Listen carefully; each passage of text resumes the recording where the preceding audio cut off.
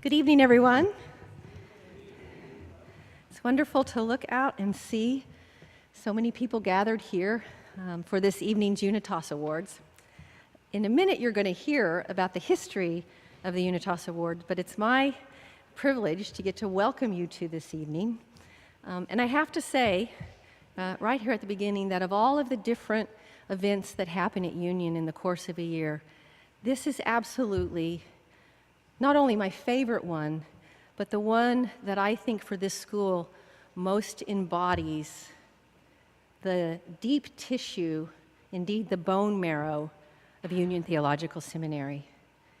Year in and year out, as we hear the stories of what people who have graduated from this school have gone out and done in the world, I am in time again not only brought to tears, but brought to states of awe and wonder and deep and abiding respect and a sense of possibility of what it is possible to do to make change in the world today. We have a wonderful group of honorees with us this evening. I'm sorry to tell you that Bob Evans, who had planned to be here this evening, even as late as yesterday, we were planning on how we would give him his award in his wheelchair off stage. But last night we heard that he's been put in Hartford Hospital with pneumonia. So he won't be with us, but we're very happy that Doug Lewis is here and will read words from Bob to share with us. So I ask everyone to keep Bob in particular in your prayers. It's also my great honor to introduce to you two wonderful people who will be leading us through the ceremony this evening, the co-chairs of our Alumni Council, who were very much involved in this year's choices and the celebration. I'm happy to introduce Dr. Linda Thomas, who is co-chair of the Alumni Council. She received her MDiv here in 1981 and received her PhD in social and cultural anthropology from the American University in Washington, D.C. in 1993. She is a professor of theology and anthropology at Lutheran School of Theology in Chicago and a dear friend. I'm also happy to introduce Dr. David Sanchez, who is the other co-chair of the Alumni Council, who received his MPhil and PhD's degrees here at Union in 2002 and 2006. David is an associate professor of early Christianity and Christian origins at Loyola Marymount University in Los Angeles, and he is the director of the Cross-Cultural Leadership Program for the Institute of Latino Studies at the University of Notre Dame. He and Linda are going to share with me the honor of introducing this evening's presenters, and they will also provide you with some history and background to this amazing evening. So I ask Linda and David to come forward.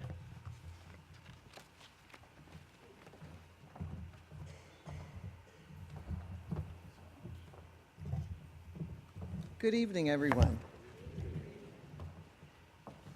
The Unitas Distinguished Alumni Awards, established in 1994, bear witness to the faith and perseverance of Union alumni who exemplify the seminary's academic breadth, its diversity and inclusiveness, and the range of vocations its graduates follow. Unitas recipients offer exemplary leadership in the church, society, and the academy. Each year, 4 alumni are selected, some of whom are moving toward the end of their careers, and others are more midpoint in their ministries. Each and all are feisty, fiery, and oh so fantastic. Tonight's Unitas recipients represent all of the Union graduates who have distinguished themselves across the country and indeed around the world. We are grateful for their lives, their ministries, and their impact near and far. We thank God for them and for all Union graduates whom we celebrate with gratitude and delight. Christine Kung, a second-year MA student consecrating in theology and ethics and co-chair of the Asian Pacific Islander Caucus, will offer our opening prayer.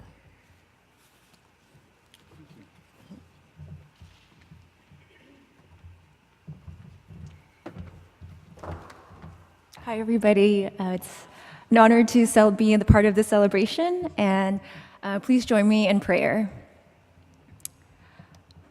God of our mothers and fathers, of our ancestors who have come before us and remain within us today, we come together as members and supporters of the Union community spanning across generations, and we give you thanks for your presence among us.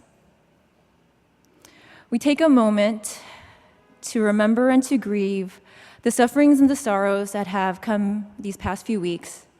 We ask for your relief, strength, and hope for our friends and family and communities throughout Puerto Rico, and for the survivors and the families of the victims of the Las Vegas massacre. Lord, have mercy.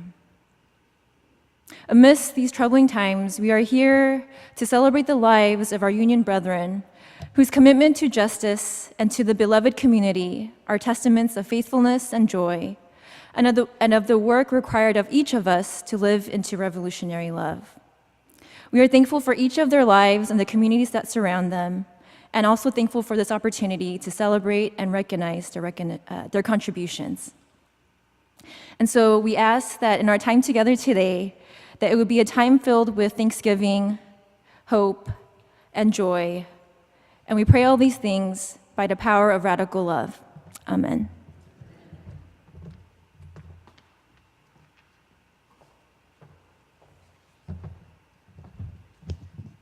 Thank you, Christine. One thing that I didn't do at the very beginning is I would like to just take a moment to honor in particular the people who are here this evening because they've come back to Union for their 50th class reunion. And I ask that you would just stand so we can know who you are and applaud you. So please stand.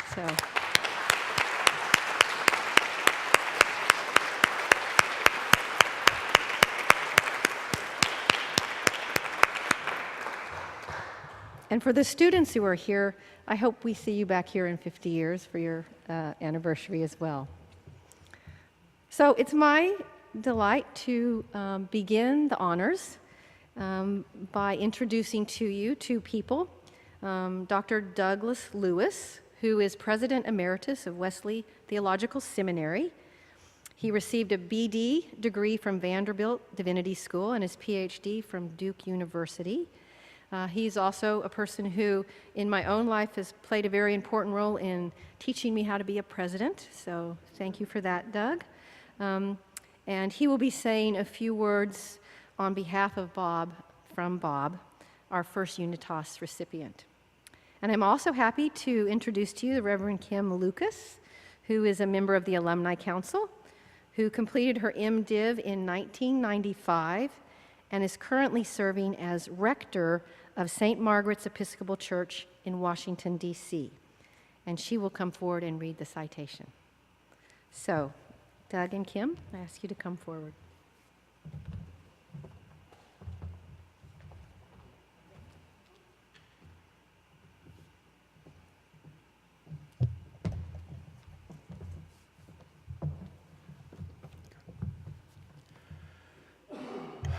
It's very hard to introduce Bob Evans in a brief space of time. From the beginning, I have to acknowledge that you cannot talk about Bob without talking about Alice. They are the most symbiotic couple I've ever known. Neither of them could have contributed so much without the partnership and continuing interaction relationship with each other. Bob and Alice, for me, for most of them who know them, is almost one name, one person. distinct and very different, but acting and creating as one. So as I direct my introductory remarks about Bob, do not forget about the other attached partner. Bob is a Kansas boy who went east to study at Yale and then at Union Seminary and sometime in some universities in Europe. But Bob is a guy who never stopped learning. He lived on learning and creativity and imagination. Over the years, I came to realize that each new venture for him was a new and innovative thing. It would not, unless it captivated his attention, he wouldn't pay any attention. Over the years, I learned to realize that Bob had his own internal set of criteria about any new project or learning. Is it new and different? Is it unique and creative? Is it risky? Yes, it had to be risky. Later he would add, did it deal with peace and justice issues that were global in nature? Given this demanding set of criteria, you might suspect that Bob engaged in lots of ventures around which left us ordinary human beings scratching our head and wondering, what is he up to now? He did, in addition, have a persistent and stubborn streak. Though always nice and accommodating on the surface, he would continue to push and look for alternative ways to pursue what he thought was needed at that time and place, even when others disagreed or had a different picture. Over the years, he and I spent hours debating the next emerging project and experience. As a faculty member, he always taught in a non-traditional style, and his research and publications, which are voluminous, usually included some outside venue that exposed persons to new experiences and new innovative ideas. He and I and our families became friends at McCormick Seminary way back in the 70s. Over the years, we teamed up in several new educational ventures, which included a week at the Esalen Institute, a move to Hartford Seminary. We won't give the details on all these. A move to Hartford Seminary to create a totally new program there for the seminary. A 2-month teaching experience with Navy chaplains who hated our teaching methods and yet finally tolerated us. And new international immersion experiences around the world. Believe it or not, he and I were fortunate enough to be fired from Hartford Seminary at the same time by a president who did not appreciate or understand our style or ideas. I went on to become president at Wesley Seminary, and Bob and Alice took a risky leap to form Plowshares Institute, which I think most of us know and relate to them. For over 3 decades, they focused on issues of peace and justice, on educational innovations through case studies, developed a whole new curriculum in peacemaking and conflict resolution, and provided immersion experiences all over the world for hundreds of individuals and institutions, which changed those participants' lives and shaped institutions. It's difficult to capture briefly the impact the Evans and Plowshare have on countless individuals and churches, seminaries and societies and countries around the globe. We can only give thanks for the innovative and persistence to address these significant issues of our day, which they carried out throughout their life. And just a personal word. Bob has been one of my best friends and trusted colleagues for over a half a century. Many ideas that shaped me and my leadership work, I learned from Bob. He has contributed enormously to many in this room, to this seminary, and to countless individuals, schools, churches, governments around the world. We owe Bob and Alice a great debt for their investment in projects and enterprises that have helped to transform lives and institutions. About all we can say is thanks be to God for Bob Evans and his inseparable partner, Alice.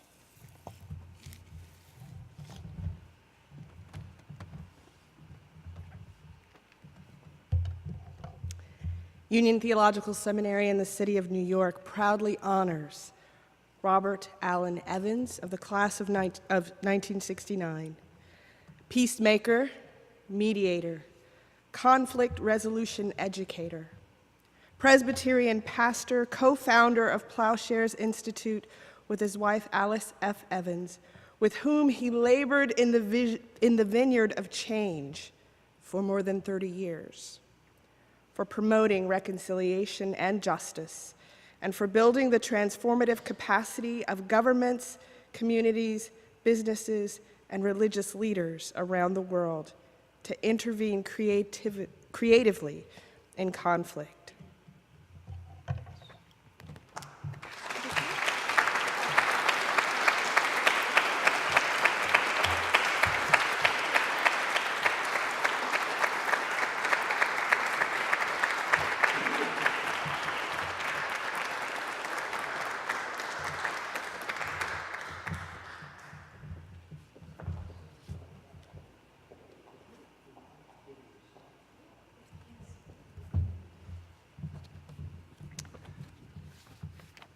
I'm beginning to feel like Bob. He would keep talking.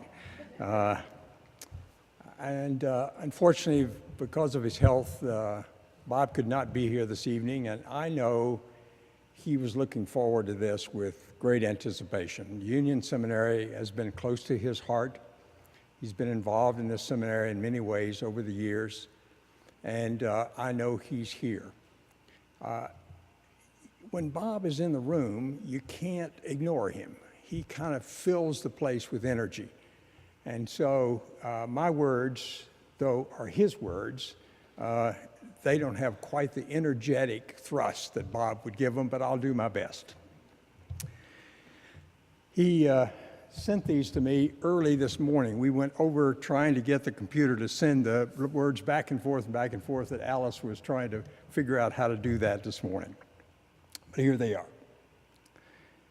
In the fall of 1965, I returned to graduate school at Union.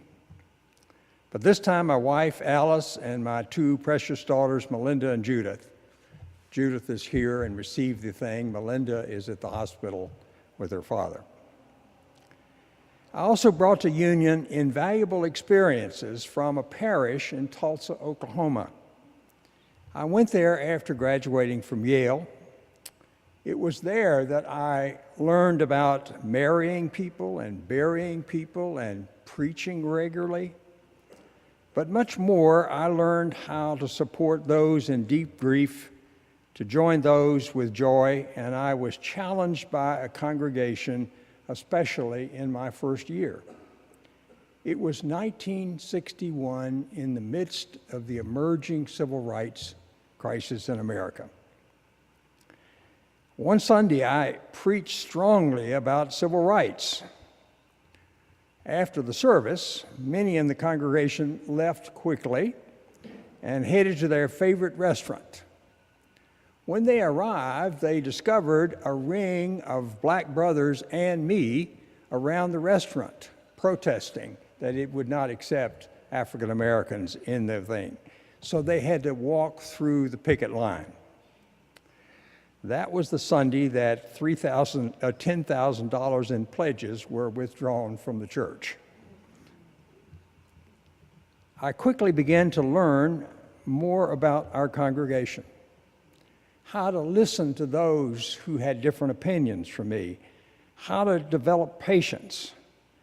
But still, I challenged the congregation and tried not to get fired. Several years later, for the church's 23rd celebration, I was invited along with other previous pastors. And one of the central memories of that church history that was cited was that we were the leading church in Tulsa for civil rights. I couldn't help but smile and remember, and to say how patient I had tried to learn. Here at Union, I learned from many mentors, particularly Paul Lehman, John McCrary, and Tom Driver. They taught me the depth and width of our Christian faith. The significant difference of these scholars' theology liberated me to struggle with my own understanding of theology. And Layman gave me many opportunities to teach other young students, where I learned the joy of teaching and really convinced me about my teaching profession. However, my most searing and life-changing experiences were in Uganda and South Africa. Our family was invited and was living in Uganda while I was teaching at the University of Ghana. It was not long after Idi Amin had taken over the country. I think most of you remember Idi Amin. The university's principal and 6 of my colleagues were murdered, and many others were risking their lives to protect students. Many clergy gave their lives to challenge the dictator who were killing thousands who resisted him.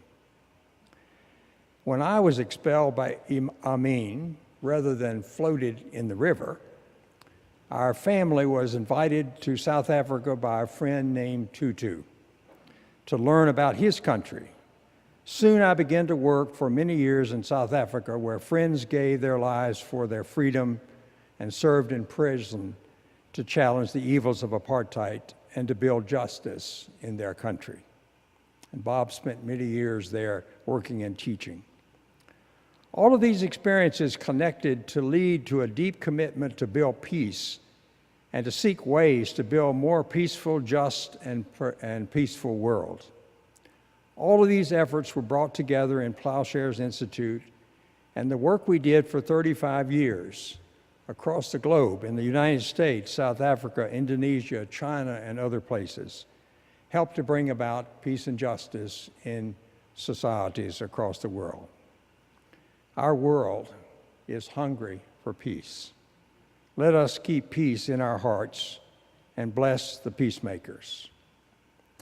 And a footnote. I must add that Alice and I took this journey together. All the books we published, Alice made them intelligible. I always said Bob was the initiator of ideas and project, Alice was the closer.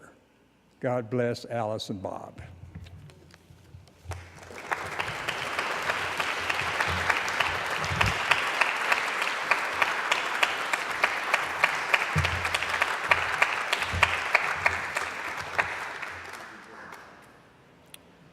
Well, thank you, and good evening, everyone. It's now my privilege to introduce our second group of presenters, Ms. Cynthia Mo Lobita and Corinna Gore. Dr. Cynthia Mo Lobita, a member of the Alumni Council here at Union Theological Seminary, completed her PhD degree in 2001 and is currently serving as a professor of theological and social ethics at Pacific Lutheran Theological Seminary of California Lutheran University, the Church Divinity School of the Pacific, and the Graduate Theological Union. Corinna Gore, director of the Center for Earth Ethics at Union, is an attorney, advocate, writer, and educator. She is a graduate of Harvard College, Columbia Law School, and received an MA from Union in 2013. Cynthia will introduce our next recipient, Dr. Melanie Harris, my friend and colleague, and Ms. Gore will read the citation. Ladies.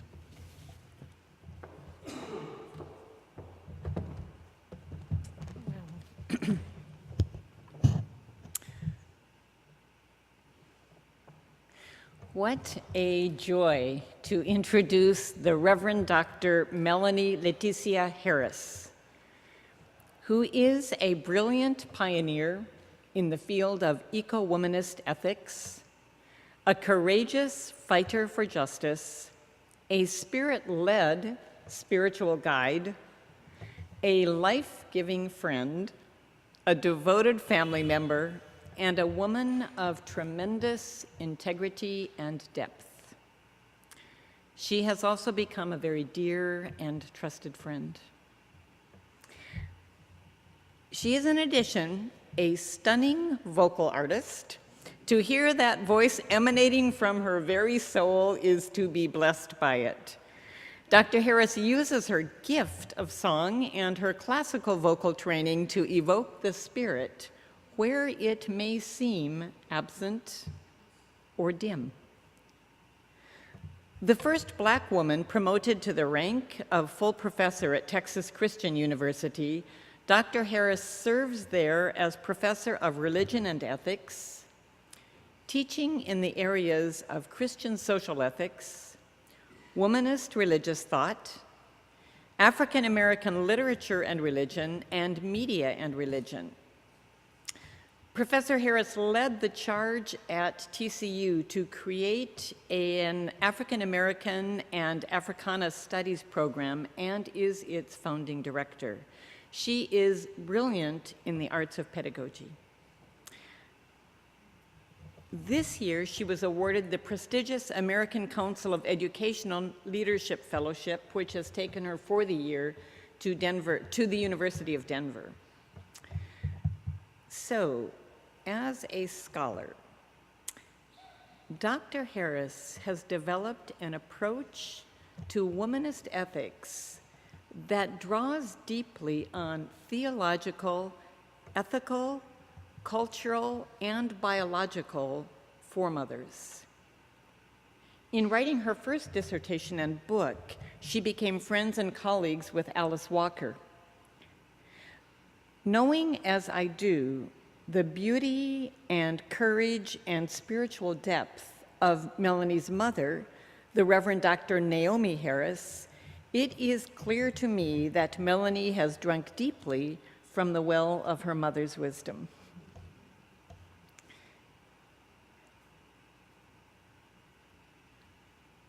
I've never had such an experience of prayer as I had with Doctors Harris and Harris in a broiling hot automobile in New Mexico last summer. To pray with them is to be prayed for and with deeply. Professor Harris's books include Gifts of Virtue, Alice Walker and Womanist Ethics, Eco-Womanism, African American Women and Earth-Honoring Faiths, and Eco-Womanism, Religion and Ecology. Her cutting-edge scholarship is invaluable in weaving the links between matters of social justice and ecological well-being, and in calling forth the rich histories of Black environmentalism and of Black women's moral spiritual power. Melanie is a courageous leader in the Academy. She has played leadership roles in the Society of Christian Ethics, the American Academy of Religion, and for the Wabash Center, the Ford Foundation, the Foundation for Theological Education, Green Faith, and the National Council of Churches. A former broadcast journalist, Dr. Harris worked as a television news producer and news writer for ABC, CBS, and NBC news affiliates in both Atlanta and Denver.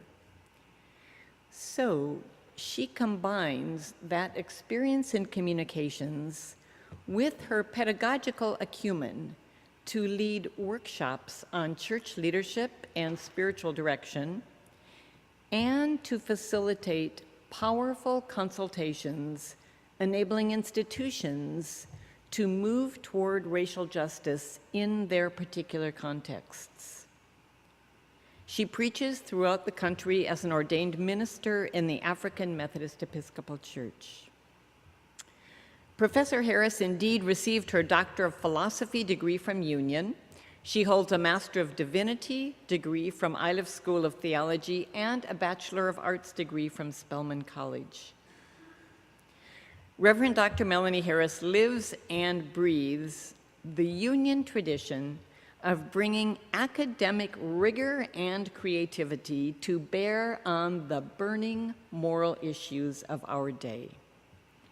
That is, she embodies the best of what a scholar, activist, faith leader should be, wedding in her very being a fiercely tenacious commitment to justice with a radiant compassion, both rooted deeply in the soil of her faith. So with great pleasure, I introduce to you the Reverend Dr. Melanie Harris.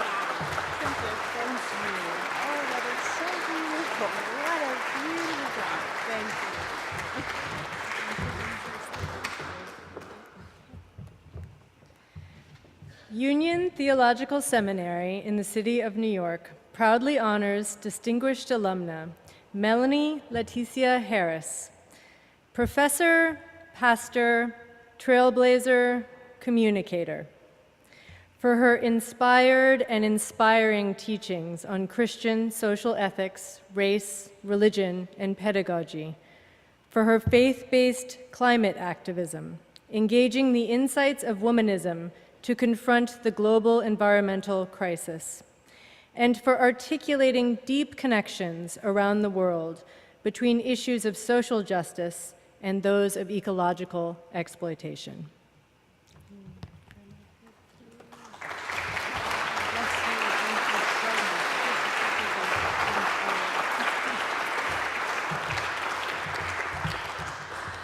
Thank you to Corinna Gore and to my dear friend Cynthia Molabita, to all of you here this evening. I am so very deeply grateful to President Jones, a very dear friend and colleague in the work, and to all of the union community. Wow, we are called for such a time as this. I want to especially thank my mother, who is with me tonight, Reverend Dr. Naomi Olivia Harris. I'm going to ask her to stand and smile and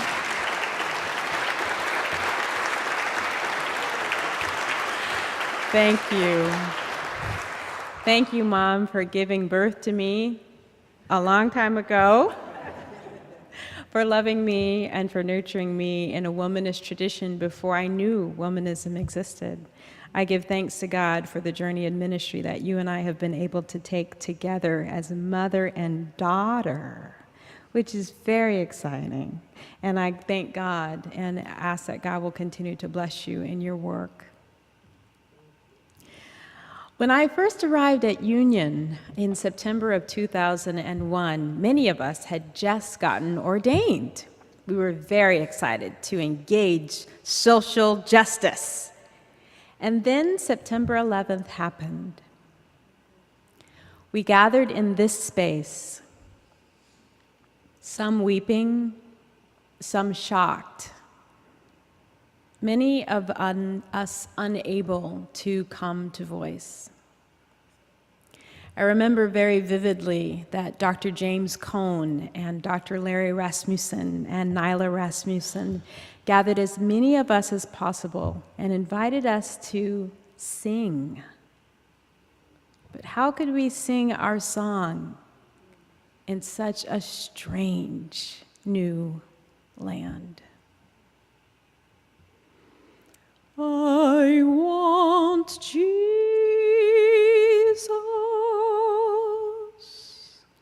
to walk with me.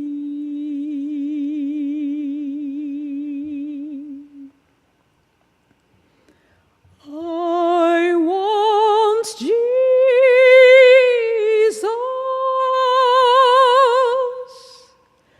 to walk with me.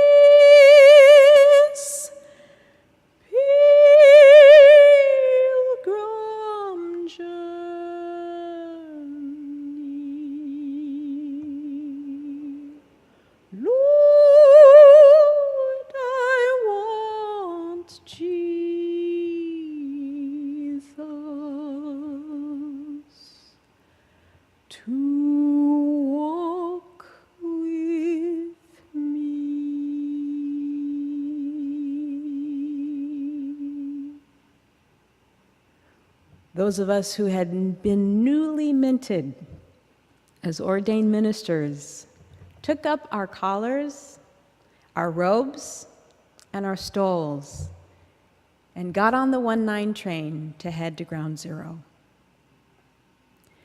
The gift of a theological education here at Union gave us the courage, the might, and the strength to minister in that time.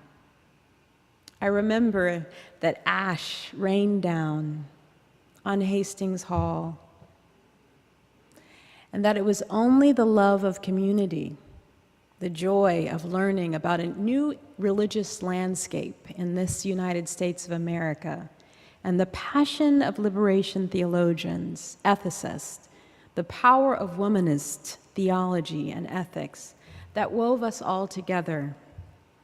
I give thanks today, as Bonhoeffer said so beautifully about Hastings Hall, for the smells of Hastings Hall.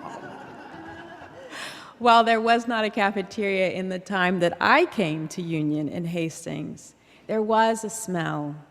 And if you're careful, you can still smell it now. It is the smell of compassion and radical social justice. It is the smell that allows us to breathe, literally the smell of air, the smell of earth, the smell of green.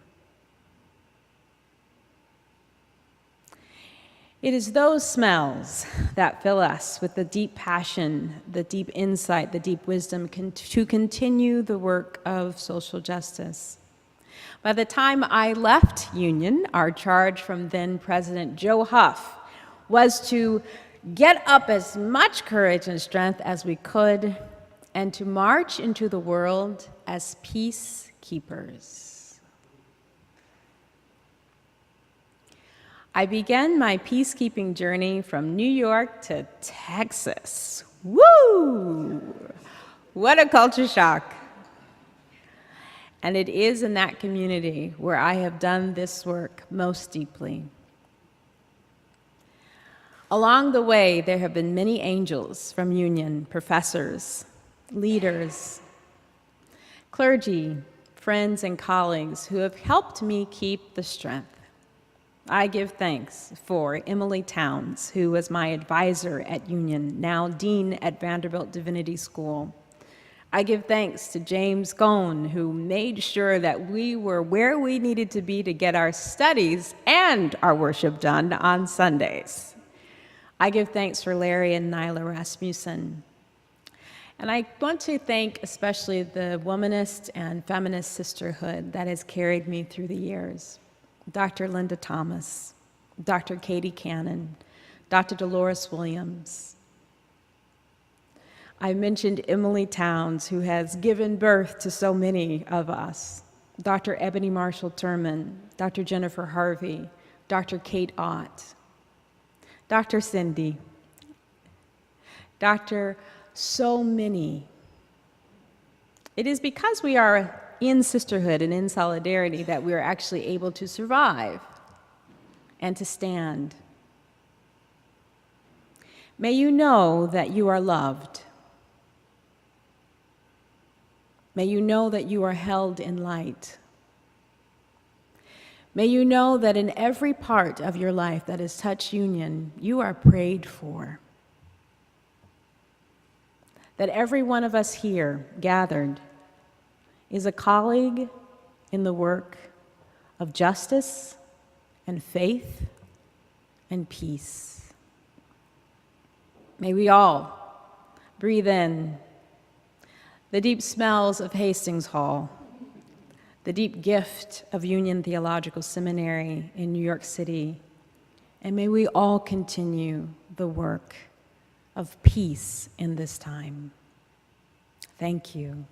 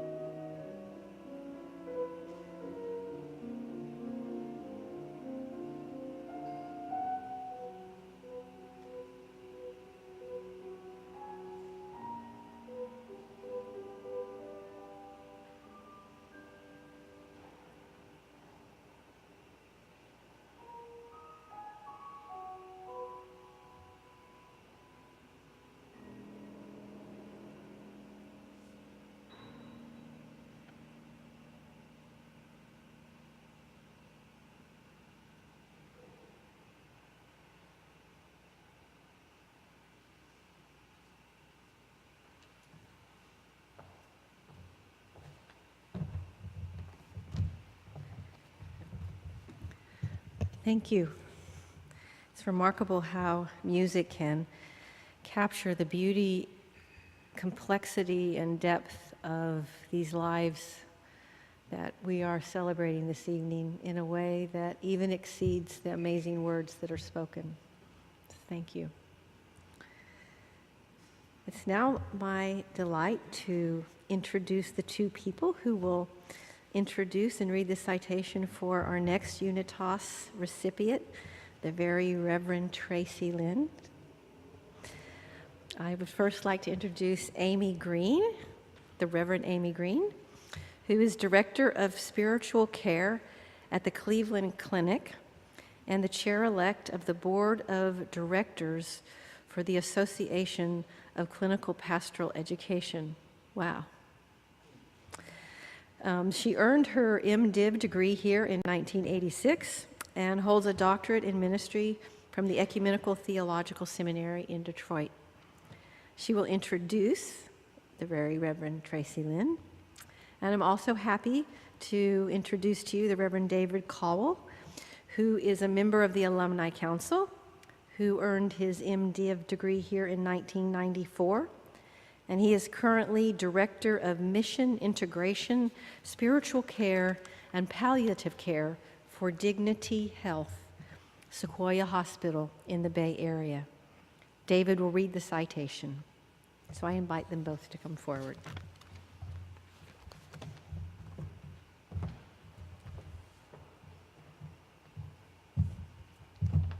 Thank you. Tracey's the very Reverend. I am the barely Reverend. Tracey and I met 34 years ago this fall when we both arrived here at Union.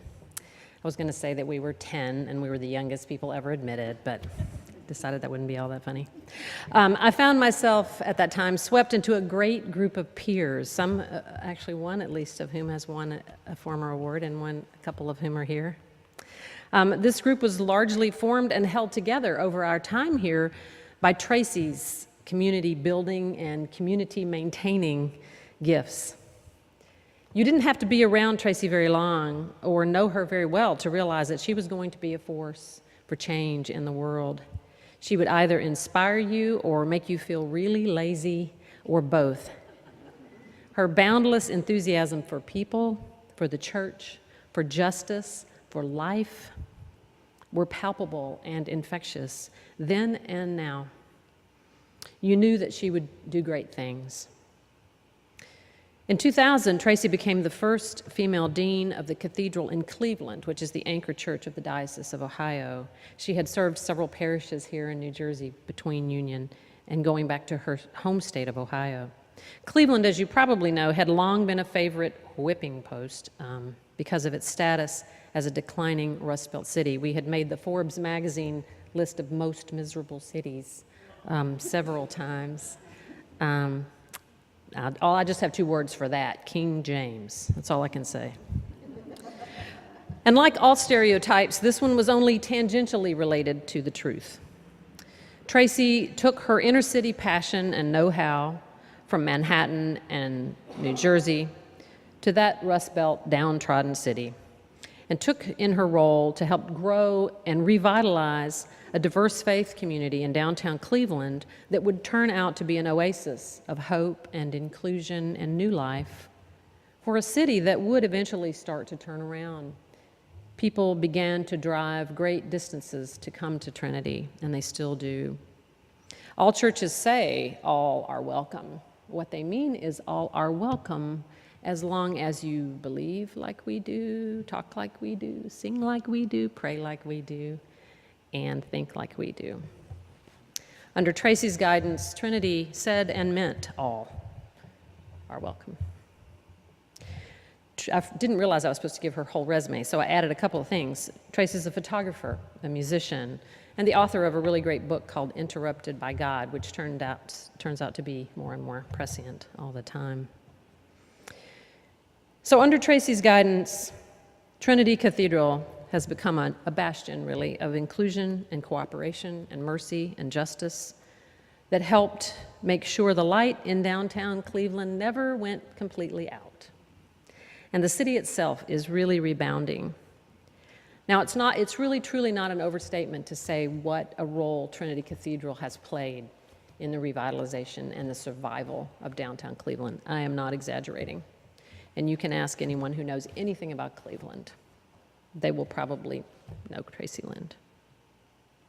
In 2011, she and 2 other prominent clergy in the city, a rabbi and a Baptist minister, co-founded a collective of dozens of communities of faith, which is still going strong, to inspire and renew the city around issues of violence and health and education and the things that impact all of us, red, blue, purple.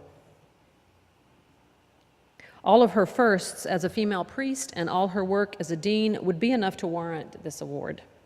But it is what she has done in the last year that is even more impressive. About a year ago, right now, well before she had any plans of retiring, and as we were reeling from the bad news of a particular election, she received a frightening and devastating diagnosis of a lesser form of dementia known as frontotemporal dementia. But instead of retreating in anger or despair or self-pity or secrecy, she began to plan how she and Emily would face the future together. But she also began to plan how she could use it to help others. The news of her early retirement was a full-color spread in the local paper.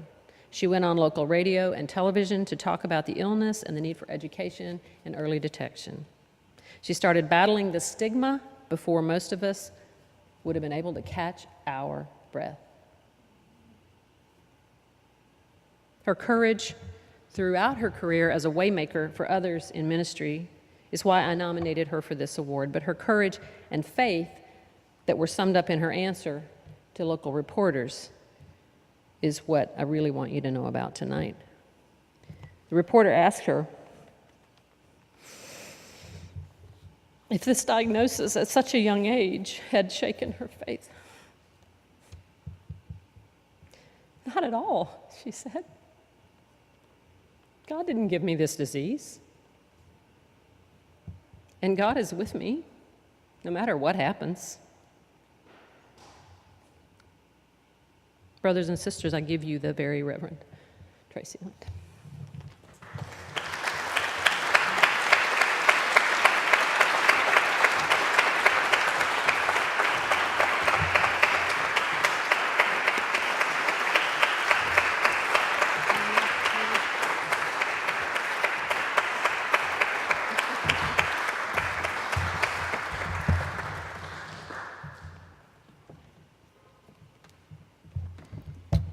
Union Theological Seminary in the city of New York proudly honors distinguished alumni Tracey Lind, class of '87, priest, social justice activist, church administrator, for her superlative leadership as the first female dean of Trinity Cathedral in Cleveland, Ohio, and in the surrounding community at large, for her agape, open heart, and faithful stewardship, and for her astute appreciation of God's possibilities and her visionary deployment of those possibilities to repair the world.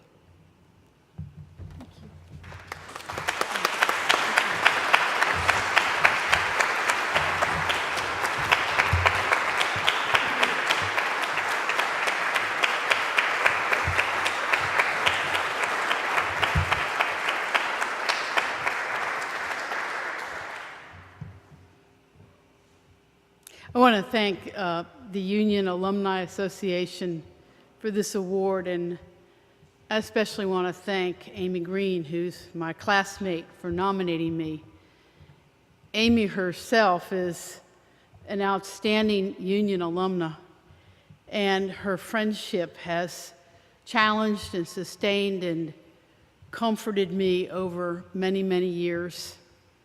So much so that, along with another friend, Amy gets the pleasure of being the number 2 medical power of attorney to make those decisions at the end with my beloved Emily.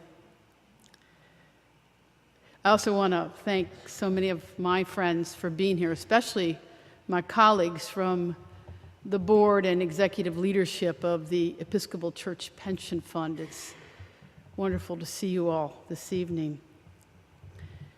It's an honor to be recognized with such an outstanding cadre of scholars and activists, especially those who can sing. Amy likes to say I'm a musician, but she threw me out of my own bluegrass band. She said I couldn't sing harmonies properly. As I look at the list of those who've received this Unitas Award over the years, I realize that I stand among individuals whose courage and integrity and faith have been really inspirational to me. And I'm very humbled to be included in this mix. I came to Union 34 years ago as a young adult with a lot of questions. I was from an interfaith family. I was a feminist. I was a lesbian. And yet I felt deeply called to ordain ministry. And Union seemed like a place where I could sort it all out. And I really wrestled with my faith and identity and vocation during that first year. And thankfully, on a cold January afternoon, the day before we were to register for our second semester of classes, I met God in a McDonald's on 42nd Street. Really, I did. And I had a conversation that finally gave me some clarity and direction. And I also got lots more questions with which I would wrestle for years to come. You know, I believe that I got to attend Union during one of its golden eras. I was thinking about it this morning. Under the presidency of Don Shriver and the academic deanship of my good friend and my now summer parishioner, Mac Gatch, I and Amy and Kay and the rest of us in that generation of Union in the early 1980s got to study with some of the greatest theological thinkers and teachers in the late 20th century. The list included, listen to this list, Phyllis Tribble, James Washington, Ann Ulinoff, James Forbes, James Cone, Dorothy Zola, Beverly Harrison, Tom Driver, Raymond Brown, Christopher Morris, Walter Wink, Richard Norris, Roger Shin, Janet Walton, and Cornel West. And truth be told, I had to drop Cornell's Introduction to Philosophy because I couldn't keep up with him. I think he's learned to communicate with the rest of us a little better over the years. During our first year, we organized this weekly faith formation because I thought that's what we were supposed to do, because that's what all the Episcopal seminarians did at Episcopal seminaries. And we gathered a group of peers of our interfaith colleagues, some of whom are really dear friends today. And we gathered with an incredibly wise woman named Ardith Hayes, a Union alum and a former faculty member who would get up with us on Monday morning and listen to us just go over and over again about our lives. We had so much angst. We were like millennials. Not a surprise that the millennials are our children, right? And I got to live in Dietrich Bonhoeffer's old dorm room. I know the smell of Hastings. In fact, my guest room smells like it to this day. But I used to lie awake at night in this bed that I was sure that Dietrich had slept in, and I would wonder what he thought about when he was lying in bed. And I concluded that his thoughts were far more profound than mine ever would be. And I give thanks that I wasn't called to make the kind of witness that Bonhoeffer made on our behalf. You know, people ask me if I regret having not attended an Episcopal seminary. And I respond, are you kidding? I wouldn't have traded my Union education for any amount of Episcopal networking that I might have gained at one of the denominational seminaries. Oh, sure, it didn't help me when it came to that running for bishop stuff. In fact, this evening I've come to this conclusion that maybe the reason I have dementia is I bumped my head too many times on the stained glass ceiling. And I'm going to Facebook post that.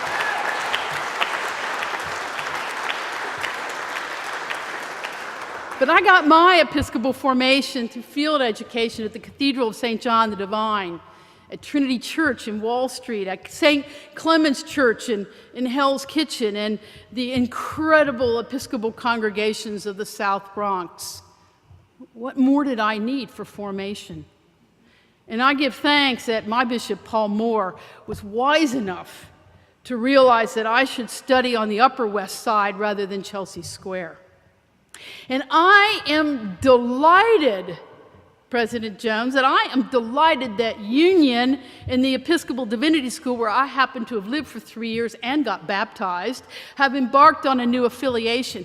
I think it's going to be bringing the best of two extraordinary seminary worlds and coming together to create something really amazing for the wider church and for my beloved Episcopal Church.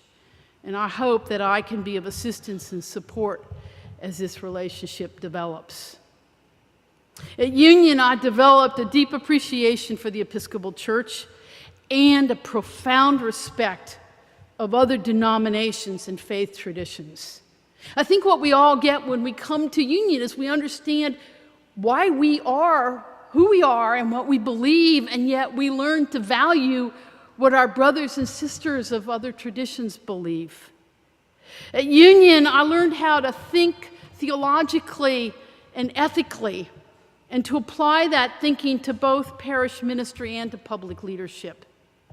At Union, I learned the importance of inclusive language and how to adapt worship and music to speak of God beyond gender without losing the poetry.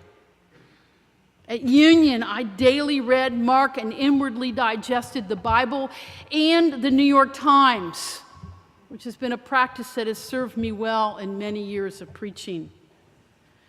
And most importantly, following in the footsteps of the likes of Dietrich Bonhoeffer and Thich Nhat Hanh and William Stringfellow and Malcolm Boyd and Carter Hayward and so many others, at Union, I learned how to be an upstander rather than a bystander.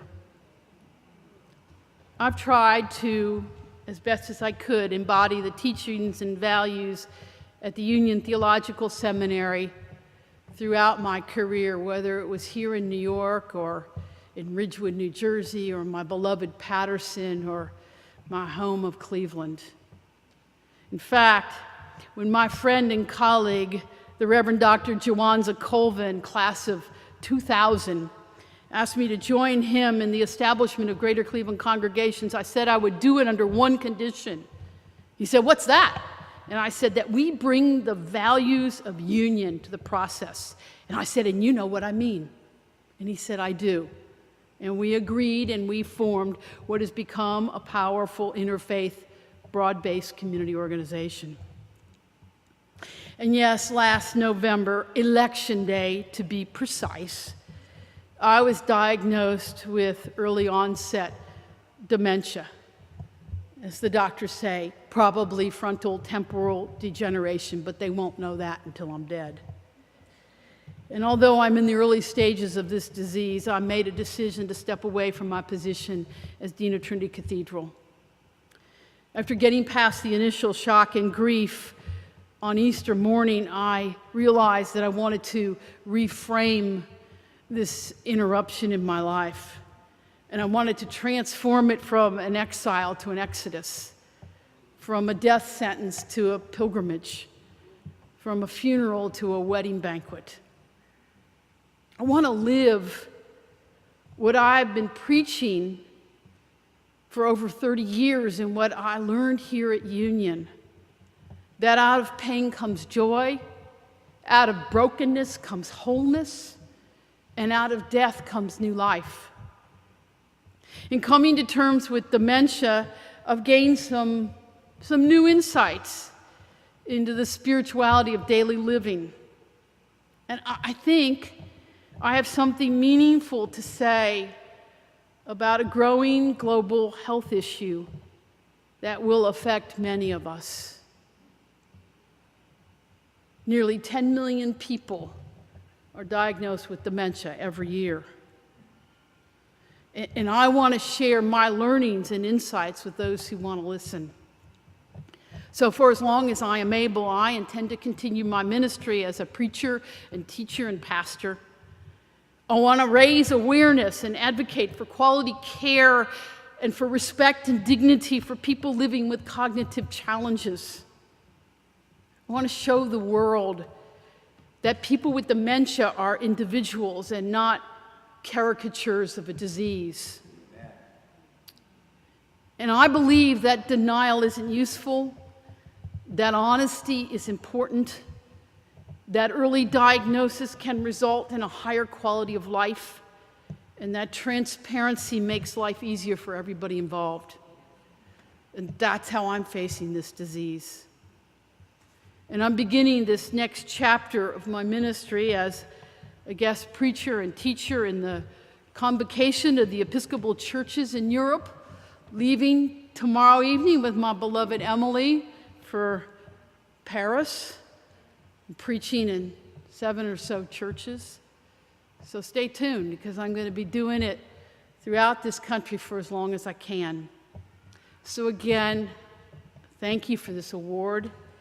It means far more to me than you can possibly imagine. And now, know that in God, life is understood and it makes sense, that your life is accepted with all of its struggle and all of its joy, and that in the Spirit, you too are given the courage and the strength to face whatever you have to face today, tomorrow, and then some. And as they say at Union, let the people say amen. Thank you.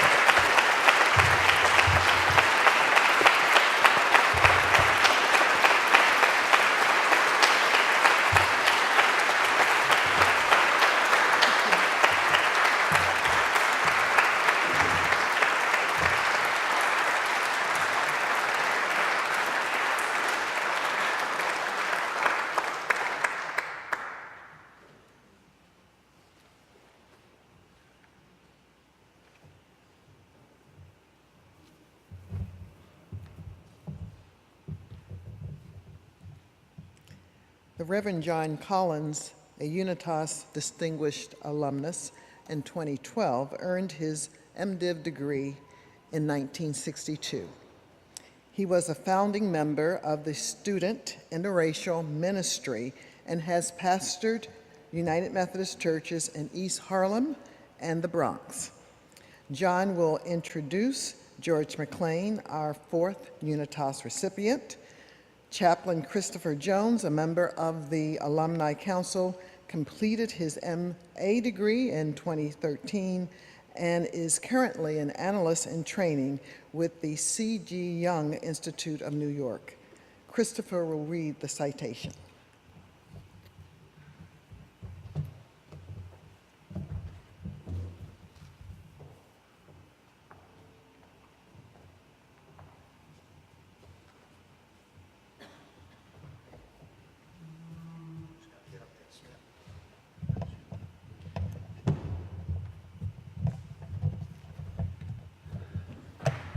Thank you, Dr. Lind. You're an inspiration to those of us dealing with getting older. Introducing George McClain is a challenge. He is a theologian, an author, a teacher, a life partner, father and grandfather. George and his life partner, Tilda Norberg, herself the founder of Gestalt Pastoral Care. But I have to say, back in the early 60s when I first got to know George, it was a difficult time, and people weren't sure, young couples weren't sure what the future held for them and for the institution of marriage and all that. So they were a little unclear as to whether they should have children. And so we loaned them 2 of our daughters for about 2 weeks. And I think it took, because Noah and Shauna, would you stand up? And they're a wonderful family. So they made their home on Staten Island an intentional community, Shalom House, that was a place of welcome and witness to many.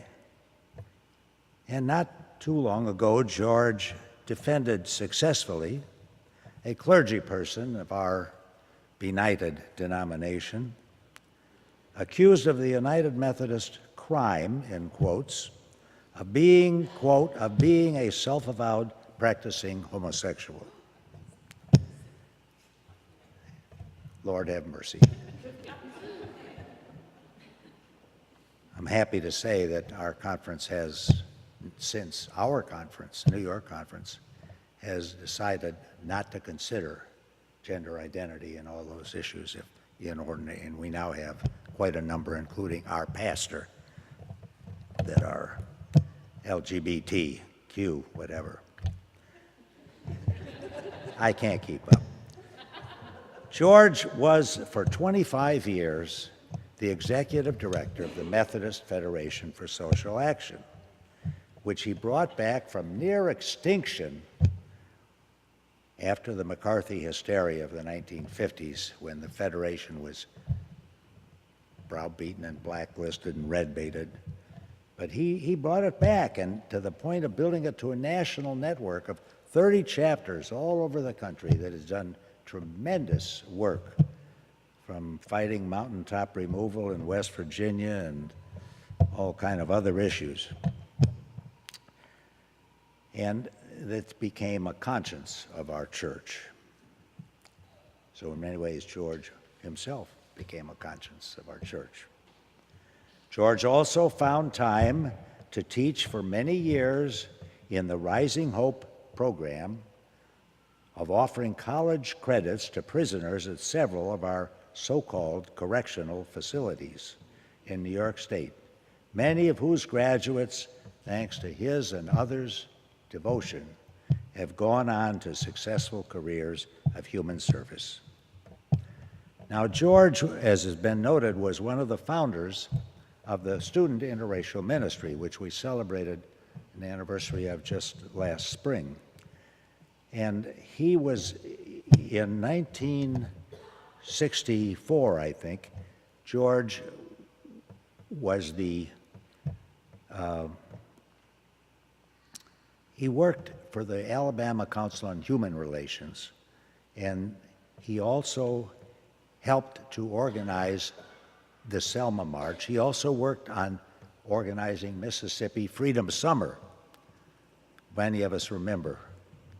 So he has been there when important things were happening, never tooting his own horn, but being faithful and diligent and really revolutionary. And he marched on the march from Selma after the Edmund Pettus Bridge beatings, and he's always been there.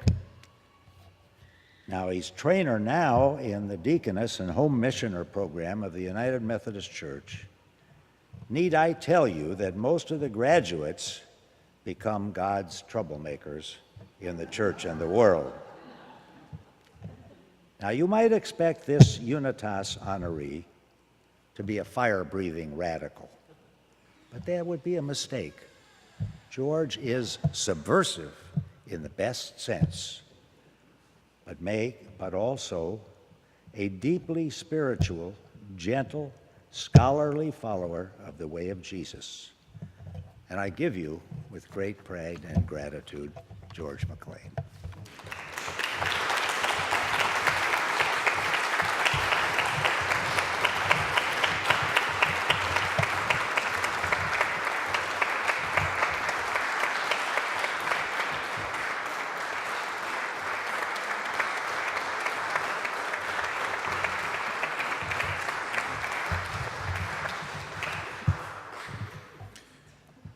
Union Theological Seminary in the city of New York proudly honors distinguished alumnus, George Douglas McClain, social activist, professor, freedom rider, executive director emeritus of the Methodist Federation of Social Action, for his service as co-coordinator of the Student Interracial Ministry at Union, for helping organize the march from Selma to Montgomery, and for his courageous and relentless fight against racism, injustice, systematic oppression by the principalities and powers over many years, and for raising signs and outposts of God's kingdom wherever necessary.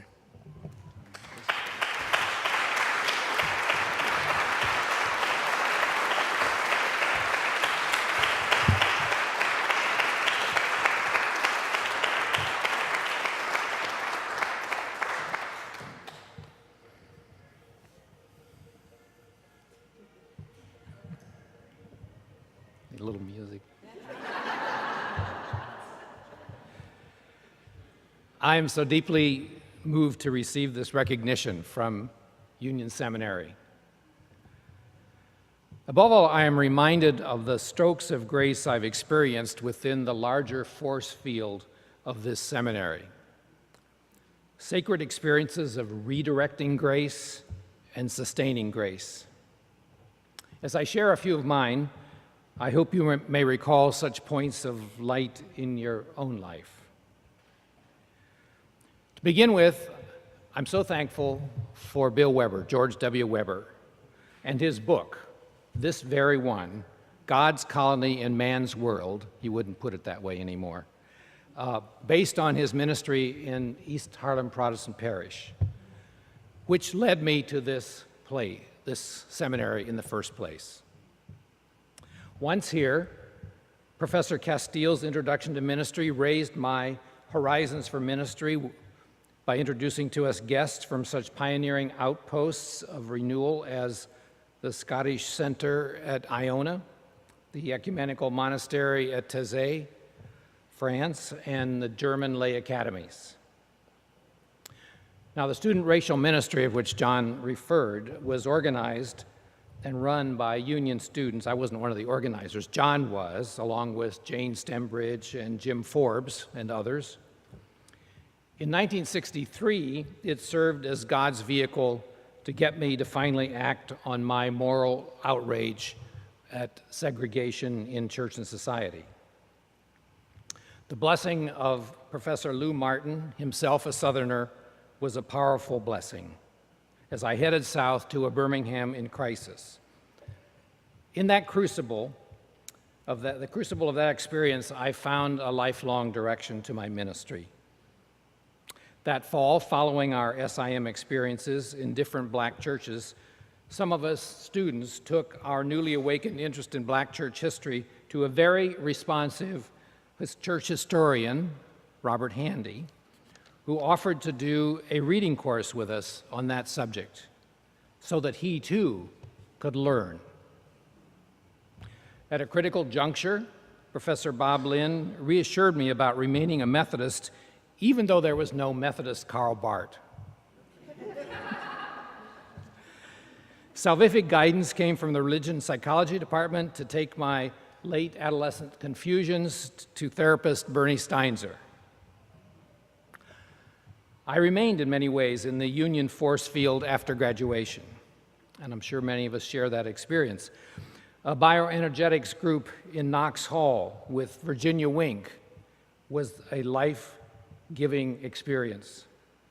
A men's group with Walter Wink, Tom Driver, John Collins, and other Unionites helped me and us catch up to the new gender justice that our feminist wives were pioneering. Still working at that. A year teaching Methodist studies here let me be thrilled by a younger generation of Union students. The centerpiece of my ministry with the Methodist Federation for Social Action was in the footsteps of predecessor and longtime Union social ethicist Harry F. Ward. The Federation is currently being led so competently by Union graduate Darlene DeDominic. I met her while she was a student here in the context of the cutting-edge work in empire-critical biblical studies, led here by Brigitte Kahl and Hal Tausig. This approach has afforded stunning new insights to nourish us as we struggle with the domination system in present-day America.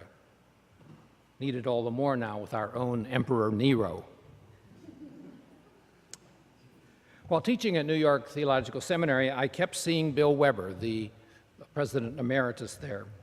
He was the only professor who could give me an assignment 35 years after class was over that I felt I had to complete.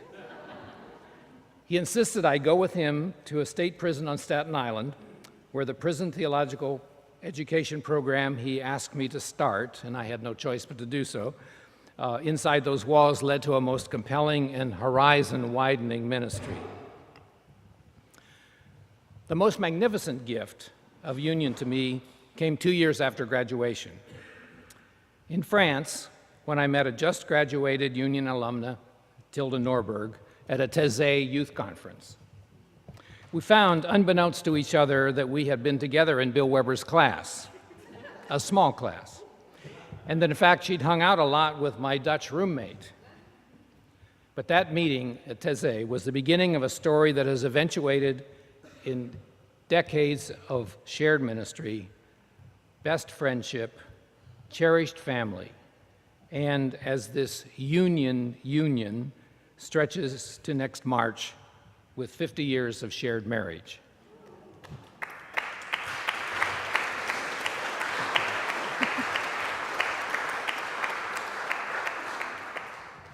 I am positively thrilled and very much sustained by Union's continuing witness to progressive Christianity, as embodied in my fellow awardees, in all of you of the Alumni Council, faculty, students, staff, trustees, fellow graduates, and friends. I am awed by activist students like Christine Chong that I got to know this last year, and the inspiring panelists we heard together last spring. And if I got this right, Michelle Alexander is going to engage in conversation with Angela Davis, perhaps in this space.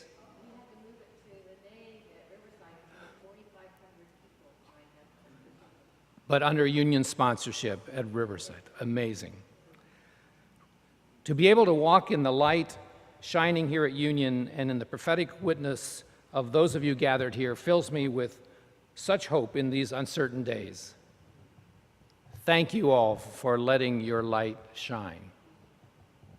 My prayer is that we each be equipped with all necessary spiritual armor and all available spiritual weapons of faith, love, and hope, so God may, in the words of Harry Emerson Fosdick, grant us wisdom and grant us courage. Thank you.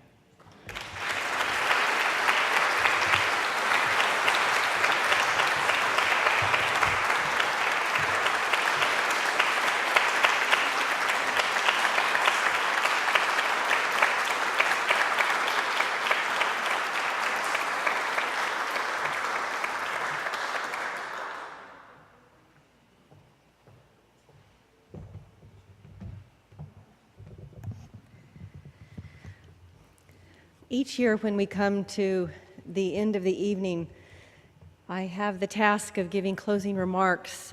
I learned early on in my presidency not to prepare them because each evening and each collection of lives wove together their own story, and each year the themes that emerge are very distinct and similar. And I began to notice over the years that these had to do with how responsive Union alums are to the world in which they're living. Hence, the remarks coming together each year in a connected but different way from the year before. It's very powerful this evening to hear very strongly three messages. The first is a very humbling grounding reminder of how fragile our lives are. That we're born, that we live in bodies, and that we die. And that somehow in the midst of that fragility, lives manage to emerge with strength and vision and remarkable breadth of spirit. Out of that muck come lives that are distinct and amazing in their force and their ability and their presence in the world. That's grace, and these lives are grace.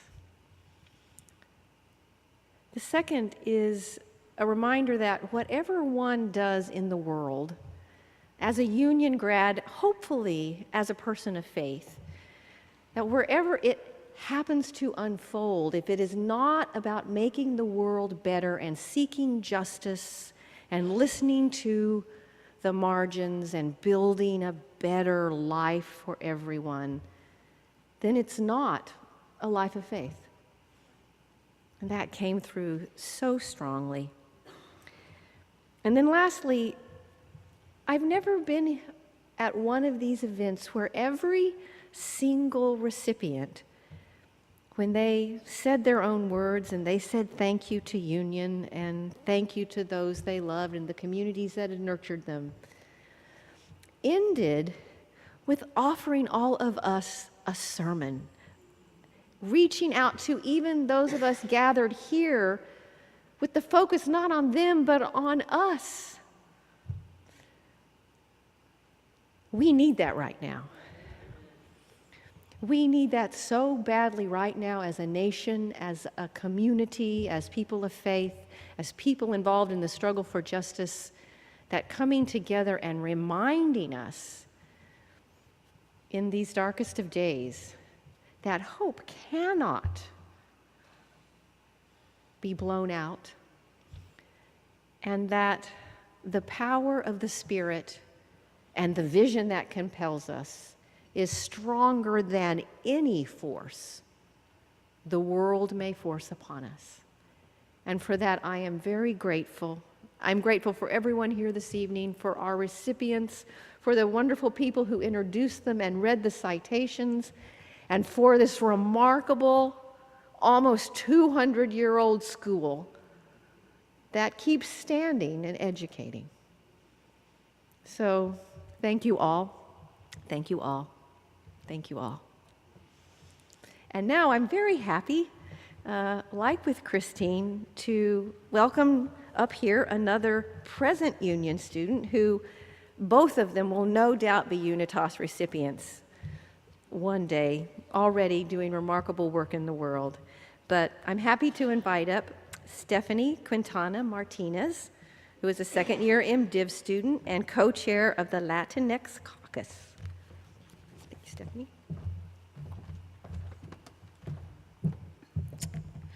Union Theological Seminary, it is with a broken heart that I send you out to a broken world.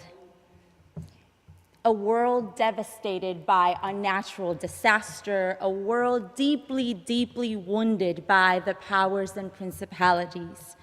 But may we be courageous and wise like those who have walked before us. May we love fiercely. May we sing louder. May we seek joyful resistance. And may we with tender strength do justice and love mercy and walk humbly with God.